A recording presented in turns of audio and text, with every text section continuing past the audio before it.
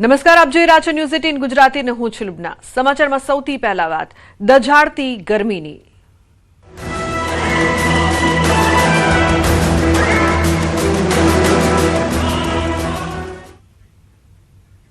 રાજ્યમાં કાળઝાળ ગરમી જોવા મળી રહી છે। રાજ્યના 9 શહેરમાં તાપમાન 40 ડિગ્રીને પાર, 41.6 ડિગ્રી સાથે રાજકોટ સૌથી ગરમ શહેર તો અમદાવાદમાં 41.2, ડીસામાં 41.1 ડિગ્રી ગરમી છે। ગાંધીનગર અને સુરતમાં 40.6 ડિગ્રી તાપમાન નોંધાયું છે। અમરેલીમાં 40.5, ભુજ અને વડોદરામાં 40.4 ડિગ્રી ગરમી જોવા મળી રહી છે। કહી શકાય કે ગરમી ધીમે ધીમે વધી રહી છે અને ગરમીની શરૂઆતમાં જ રાજ્યના અનેક શહેરોમાં ગરમીનો પારો છે તે અંગ દઝાડતી ગરમી જેવો જોવા મળી રહ્યો છે। રાજ્યના 9 શહેરમાં તાપમાન 40 ડિગ્રીને પાર છે। તો રાજ્યમાં કાળઝાળ ગરમીની શરૂઆત થઈ ગઈ છે। અનેક શહેરોમાં ગરમીમાં વધારો જોવા મળી રહ્યો છે, જેમાં ખાસ કરીને અમદાવાદની વાત કરીએ તો અમદાવાદમાં 41.2 ડિગ્રી તાપમાન છે, ડીસામાં 41.1 ડિગ્રી ગરમી, ગાંધીનગર અને સુરતમાં 40.6 ડિગ્રી તાપમાન નોંધાયું છે। તો અમરેલીમાં 40.5, ભુજ અને વડોદરામાં 40.4 ડિગ્રી ગરમી છે। રાજ્યના 9 શહેરોમાં તાપમાન સૌથી વધુ જોવા મળી રહ્યું છે, 40 ડિગ્રીને પાર ગરમી નોંધાઈ છે। તો રાજકોટ સૌથી ગરમ શહેર રહ્યું, 41.6 ડિગ્રીની સાથે લોકો શરૂઆતી ગરમીમાં જ ત્રાહિમામ પોકારી ઉઠે તેવી સ્થિતિ જોવા મળી રહી છે।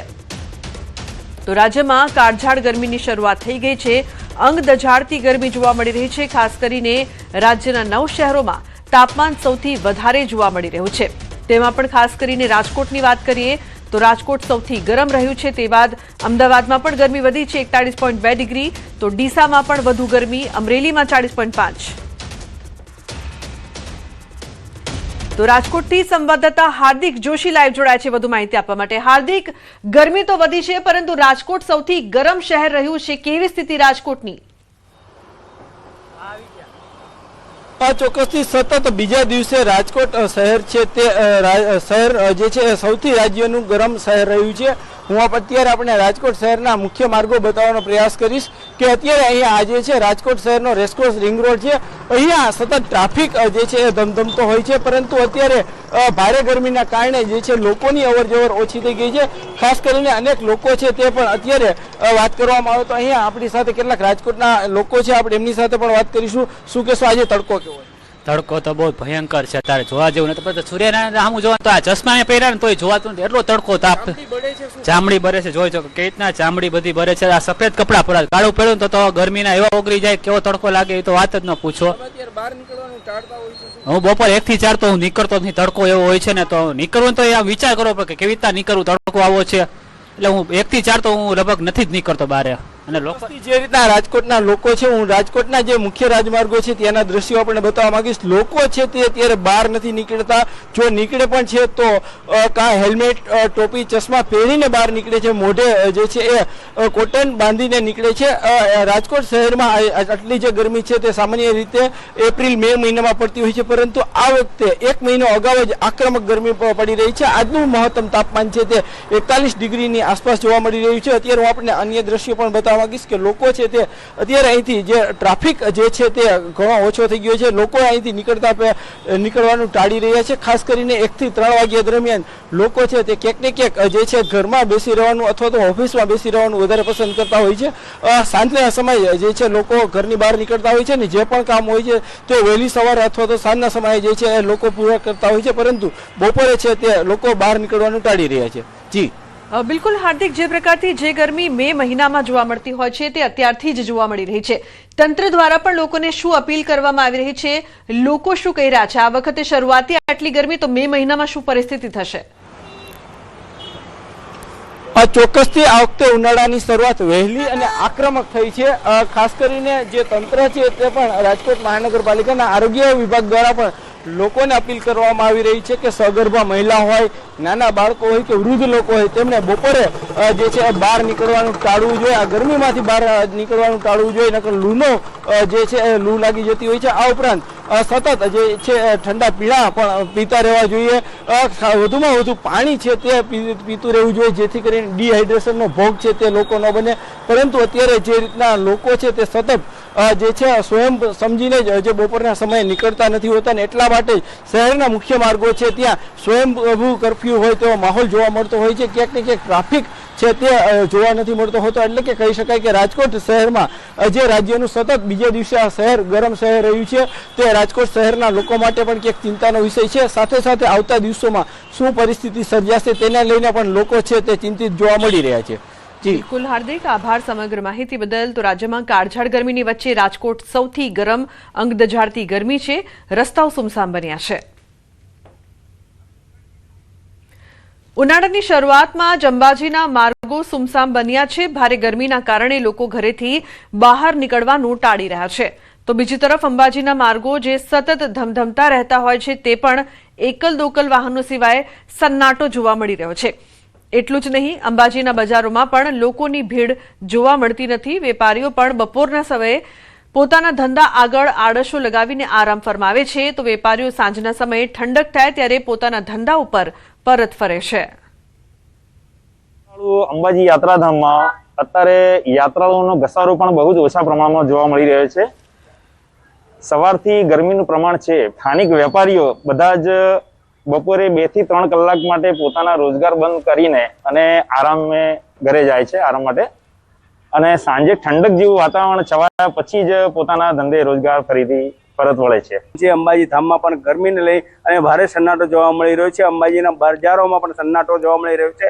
અને ક્યાંક ને ક્યાંક શાકભાજી વેચનારા જે છે એ પણ ક્યાંક ને ક્યાંક કપડાના છાંયડો કરી અને ક્યાંક છત્રીના સહારો લઈ અને માર્ગ ઉપર બેઠા છે, પણ કોઈ ગ્રાહક જોવા મળી રહ્યું નથી. અને ખાસ કરીને બતાવીશ કે અંબાજીનો હાઈવે માર્ગ છે એ સદાય માટે ધમધમતું જોવા મળતું હોય છે. પણ આપણે બતાવવા માંગીશ કે આજના દિવસે જ્યારે ગરમીનો પ્રકોપ જોવા મળી રહ્યો છે, લગભગ 39 થી 40 ડિગ્રીનો તાપમાન આજે અંબાજી પંથકમાં જોવા મળી રહ્યો છે, ત્યારે હાલના હાઈવે માર્ગ જે છે હાઈવે માર્ગો પર સન્નાટો જોવા મળી રહ્યો છે. એકલ દોકલ વાહન ચાલકો સિવાય કોઈને જોવા નથી મળી રહ્યું. અને ખાસ કરીને જે રીતે વાત કરીએ કે હજી તો આ ગરમીની શરૂઆતમાં જ આટલી મોટી ગરમી જોવા મળી રહી છે, જ્યારે આવનારા સમયમાં હજી જ્યારે ગરમી વધશે ત્યારે લોકોની બેહાલ પરિસ્થિતિ જોવા મળે તેવું પણ લાગી રહ્યું છે. મહેન્દ્ર અગ્રવાલ, ન્યૂઝ 18 ગુજરાતી, અંબાજી. અન્ય સમાચાર, વડોદરાથી તલાટીઓનો પગાર અટવાયો છે. ગ્રામ્ય કક્ષાએ વેરાની વસૂલાતનો ટાર્ગેટ ન થતા પગાર અટવાયો છે. 8 તાલુકાની ગ્રામ પંચાયતોના વેરા વસૂલાત બાકી. 8%થી ઓછી વસૂલાત હોય તેવા તલાટીનો પગાર રોક્યો છે. 90 થી 100 જેટલા તલાટીનો ટાર્ગેટ પૂરો ન થતા પગાર રોકવામાં આવ્યો છે. તો તલાટી મંડળે જિલ્લા વિકાસ અધિકારીની રજૂઆત કરી વેરો ન ભરનાર નાગરિકો સામે કાર્યવાહી થવી જોઈએ. તલાટી સામે કાર્યવાહી ન કરવા માટે રજૂઆત કરવામાં આવી છે. તો જે પ્રકારથી હાલની પરિસ્થિતિ, હાર્દિક જોડાયા છે ફોનલાઈન પર વધુ માહિતી આપવા માટે. હાર્દિક, તલાટીઓનો પગાર અટવાયો છે, સાથે જે પ્રકારની રજૂઆત પણ કરવામાં આવી રહી છે, શું વધુ માહિતી? બિલકુલથી લુમના, જો આપણે સૌ જાણીએ છીએ કે કોઈ પણ શહેર હોય કે રાજ્ય હોય તેના જે વિકાસ કાર્યો જે છે તે નાગરિકોના વેરાના પૈસાથી થતા હોય છે. અને અત્યારે માર્ચ મહિનો ચાલી રહ્યો છે અને માર્ચ મહિનામાં આપણે જાણીએ છીએ પ્રમાણે કે માર્ચ એન્ડિંગ હોય એ પહેલા જે છે તે વેરા વસૂલાત હોય કે પછી ટેક્સ પે કરવાની જે પ્રક્રિયા જે છે તે પૂર્ણ કરવાની હોય છે. અત્યારે ટાર્ગેટ પૂરું ન થયું એના કારણે આ તલાટીઓ જે છે તેમનો પગાર અટવાઈ ગયો છે. અને મેં કીધું પ્રમાણે કે જિલ્લાના 8 તાલુકાની ગ્રામ પંચાયતોના વેરા જે છે તે વસૂલવાના બાકી છે. એટલે ક્યાંક ને ક્યાંક સરકાર એવું માની રહી છે, વહીવટી તંત્ર એવું માની રહ્યું છે કે વેરાની વસૂલાતમાં જે તલાટીઓ જે છે તે પાંગડા સાબિત થયા છે. પરંતુ હાલ તલાટીઓનું એવું કેવું છે કે વેરો નહીં ભરનાર નાગરિકો જે છે તેમની સામે કાર્યવાહી થવી જોઈએ, એના બદલે જે કર્મચારીઓ છે, તલાટીઓ જે છે તેમની સામે કાર્યવાહી કરવામાં આવી રહી છે અને પગાર રોકવામાં આવ્યો છે. તો તલાટીઓ સાથે જે છે તે સરકાર દ્વારા અન્યાય જે છે તે કરવામાં આવી રહ્યો છે. આખો મામલો એટલા માટે સામે આવ્યો કે જે વેરા વસૂલાત હોય છે. જી બિલકુલ હાર્દિક, આભાર સમગ્ર માહિતી બદલ. ભાજપના ધારાસભ્યએ ગૃહમાં કરી છે ફરિયાદ. ફાઇનલ ક્રિકેટ મેચની ટિકિટ ન મળતા ઠાલવી છે વેદના. ધરમપુરના એમએલએ અરવિંદ પટેલની ફરિયાદ, તેમણે અરવિંદ પટેલની ફરિયાદ કરી છે. રમતગમત મંત્રી ટિકિટની વ્યવસ્થા કરી શક્યા નહીં. ફરિયાદ બાદ અધ્યક્ષે દંડકને ટકોર કરી. દંડકને યોગ્ય નિર્ણય કરવા સૂચના આપી. ચર્ચા વચ્ચે જીતુ વાઘાણીએ પણ આશ્વાસન આપ્યું. આગામી મેચમાં ટિકિટ મળે તેવા થશે પ્રયાસો. ગૌતમ જોડાયા છે ફોન લાઈન પર. ગૌતમ, સમગ્ર મામલે શું વધુ માહિતી છે આપની પાસે? જી બિલકુલ, વિધાનસભાનું જે સત્ર જે છે તે ચાલી રહ્યું છે. સત્ર દરમિયાન અનેક ચર્ચા વિચારણા જે છે તે થતી હોય છે. આજે માંગણીઓને લઈને ચર્ચા જે છે તે ચાલતી હતી, તેમાં આજે ધરમપુરના ધારાસભ્ય અરવિંદ પટેલ દ્વારા ગૃહમાં એક ફરિયાદ કરવામાં આવી છે. મહત્વનું એ છે કે ફાઇનલની મેચ ગુજરાતની અંદર નરેન્દ્ર મોદી સ્ટેડિયમ ખાતે યોજાઈ હતી. ગઈકાલે પણ આ જ મુદ્દે શૈલેષ પરમાર દ્વારા કહેવામાં આવ્યું હતું કે ટિકિટની વ્યવસ્થા કરી હોત તો સારું, તે પ્રકારની તેમણે વાત કરી હતી. પરંતુ આજે ફરી એકવાર આ જ પ્રકારનો મુદ્દો જે છે તે ક્રિકેટને લઈને યોજાયો હતો. એટલે ધરમપુરના ધારાસભ્ય અરવિંદ પટેલે ગૃહમાં ફરિયાદ કરતા કહ્યું હતું પોતાની માંગણી અને ચર્ચા દરમિયાન અને ગૃહમાં પોતાની વેદના ઠાલવી હતી. તેમણે કહ્યું હતું કે ફાઇનલની ટિકિટ અમને મળી હોત તો અમે પણ મેચ જોવા જાત, પરંતુ સંભાવ મળી નથી. રમતગમત મંત્રી જયરામ ગામિતને પણ ટિકિટની વ્યવસ્થા કરી શક્યા નહોતા, તે પ્રકારની વાત તેમણે ગૃહમાં ઉચ્ચારી હતી. સાથે સાથે તેમણે એ પણ કહ્યું હતું કે રમતગમતના મંત્રી જયરામ ગામિતને ટિકિટ પણ અપાવી શક્યા નહીં, તે પ્રકારની વાત કરી હતી. જોકે ધારાસભ્યએ વ્યક્ત કરેલી વેદનાને લઈને અધ્યક્ષે પણ દંડકને ટકોર કરી હતી કે હવે આ મુદ્દે તમારે પણ વિચારવું જોઈએ અને આવી વ્યવસ્થા પણ કરવી જોઈએ, તે પ્રકારની વાત કરી હતી. જોકે સભ્યોએ કરેલી ચિંતાને લઈને યોગ્ય નિર્ણય કરવામાં આવશે તે પ્રકારની ટકોર પણ કરવામાં આવી હતી. જોકે ચર્ચા દરમિયાન મંત્રી જીતુ વાઘાણી જે છે તે પણ ઉભા થયા હતા અને આવનારા દિવસોમાં જ્યાં મેચ હશે જ્યાં સભ્યોને ટિકિટ અને નિહાળવા માટે પ્રયાસ થાય તે પ્રકારની વાત તેમણે ગૃહમાં ઉચ્ચારી હતી. જી બિલકુલ ગૌતમ, આભાર સમગ્ર માહિતી બદલ. અન્ય સમાચાર સુરતથી. સુરતના લિંબાયત વિસ્તારની ઘટના. મેટ્રો કામકાજ સ્થળે આગ લાગી. વેલ્ડિંગ કરતા આગ લાગી હોવાનું પ્રાથમિક તારણ સામે આવ્યું છે. આગ લાગતા કર્મચારી ભાગતા જોવા મળ્યા હતા. સ્થાનિક લેવલે આગ બુઝાવવામાં આવી, કોઈ જાનહાનિ નહીં.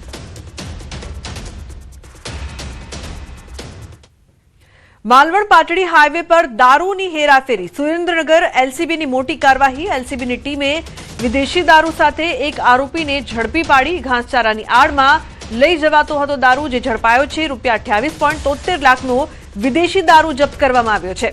આઈસર સહિત કુલ 38.78 લાખનો મુદ્દામાલ જપ્ત કરવામાં આવ્યો છે. આરોપી સામે પ્રોહિબિશન એક્ટ હેઠળ ગુનો પણ નોંધાયો છે. અક્ષય જોડાયા છે વધુ માહિતી આપવા માટે. અક્ષય, શું વધુ અપડેટ? જી ચોક્કસથી વાત કરવામાં તો સુરેન્દ્રનગર જિલ્લામાંથી પસાર થતા જે નેશનલ હાઈવે છે, આ નેશનલ હાઈવે પર મોટા પ્રમાણમાં વિદેશી દારૂની હેરફેર કરી અને સૌરાષ્ટ્ર અને કચ્છમાં ઠાલવવામાં આવી રહ્યો છે. ત્યારે ફરી એકવાર જે બુટલેગરો દ્વારા અવનવા કિમિયા અપનાવવામાં આવે છે, એમાં વધુ એક કિમિયાનો પર્દાફાશ કરવામાં આવ્યો છે. એમાં ખાસ કરીને હાલ ઉનાળાનો સમય હોય, લીલા ઘાસચારાની આડમાં વિદેશી દારૂ લઈ જવામાં આવતો હોવાની બાતમીના આધારે સુરેન્દ્રનગર એલસીબી પોલીસ દ્વારા માલવણ હાઈવે પર વોચ ગોઠવી હતી અને લીલા ઘાસની આડમાં જે વિદેશી દારૂ છે, અંદાજે ₹28 લાખથી વધુનો જે દારૂ છે, હાલ સુરેન્દ્રનગર એલસીબી પોલીસ દ્વારા ઝડપી પાડવામાં આવ્યો છે. અને મોરબીના શખ્સ દ્વારા વિદેશી દારૂનો જથ્થો મંગાવવામાં આવ્યો હોવાની વિગતો બહાર આવી છે. હાલ ટ્રકના ડ્રાઈવર સહિત કુલ 4 શખ્સો સામે બજાણા પોલીસ મથકે ગુનો નોંધવામાં આવ્યો છે. પરંતુ સ્થાનિક બજાણા પોલીસના નાક નીચેથી એલસીબી પોલીસે આટલી મોટી માત્રામાં જે વિદેશી દારૂ ઝડપી પાડ્યો છે, તેને લઈને ક્યાંક ને ક્યાંક સ્થાનિક બજાણા પોલીસની કામગીરી સામે ચોક્કસથી સવાલો ઉભા થયા. જી બિલકુલ, આભાર સમગ્ર માહિતી બદલ. અન્ય સમાચાર વડોદરાથી. વડોદરામાં ભારતની જીતની ઉજવણી દરમિયાન પોલીસ અને સ્થાનિક લોકો વચ્ચે માથાકૂટનો બનાવ બન્યો છે. અભિલાષા 4 રસ્તા પાસે કેટલાક લોકો ડીજેના તાલે ભારતની જીતની ઉજવણી કરી રહ્યા હતા, ત્યારે પોલીસ ત્યાં પહોંચીને ઉજવણી રોકવાનો પ્રયાસ કર્યો હતો. લોકો દ્વારા પોલીસની કામગીરીમાં અડચણ ઊભી કરી અને માથાકૂટ કરતા તણાવભર્યો માહોલ સર્જાયો હતો. સમગ્ર ઘટનાને લઈને વિડીયો જે છે તે સોશિયલ મીડિયામાં વાયરલ થતા સમા પોલીસે તપાસ હાથ ધરી છે.